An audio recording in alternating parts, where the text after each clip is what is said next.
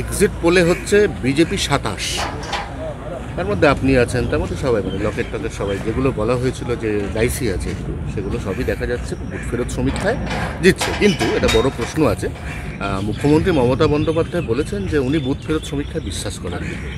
যেরকম আশা ছিল সারা দেশ জুড়ে মানুষের আকাঙ্ক্ষা ছিল সেদিকে রেজাল্ট যাচ্ছে। এনডিএ 400-র কাছাকাছি, বিজেপি 370, আর পশ্চিমবাংলায় যেটা 25 থেকে 30। অনেক চ্যানেল অন্যরকম দেখিয়েছেন যারা সার্ভে করেছেন, কিন্তু 31 পর্যন্ত দেখিয়েছেন কেউ কেউ। তো আমরা ভাবছি ওইদিকেই আছি আমরা। মমতা ব্যানার্জির সমস্যা হচ্ছে কোর্ট তার বিরুদ্ধে যদি রায় দেয় সেটা উনি মানবেন না, তার পক্ষে সবসময় রায় দিতে হবে। এক্সিট পোল যদি তার বিরুদ্ধে যায় সেটা উনি মানবেন না, ওনার পক্ষেই রায় দিতে হবে। কিন্তু 4 তারিখ যেটা বেরোবে সেটা তো মানতেই হবে।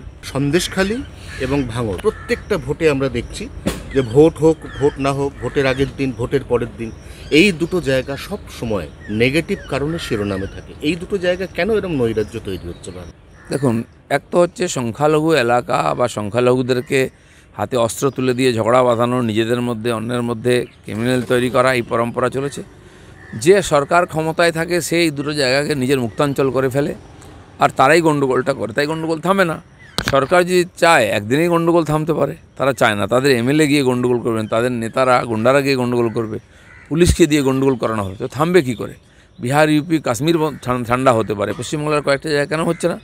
তা আমার মনে হয় এই সরকার যতদিন আছে এখানে ততদিন এটা শান্ত হবে না।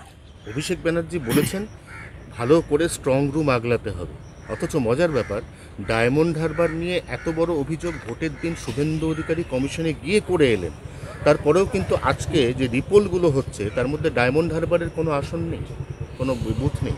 হ্যাঁ, এটাই আশ্চর্যের ব্যাপার। তবে যে তথ্য ইত্যাদি আসে নির্বাচন কমিশনের কাছে, তার আধারে তারা ডিসিশান নেন। কিন্তু আজকে কেন স্ট্রং রুম আগলাবার কথা বলতে হচ্ছে টিএমসিকে? একদিন তো বিরোধীরা বলতেন, আমরাও বলতাম যে কাউন্টিং স্টেশন আটকাতে হবে, পাহারা দিতে হবে। আজ টিএমসির এই সমস্যা তৈরি হয়েছে কারণ তার মানে রেজাল্ট অন্যরকম হতে যাচ্ছে।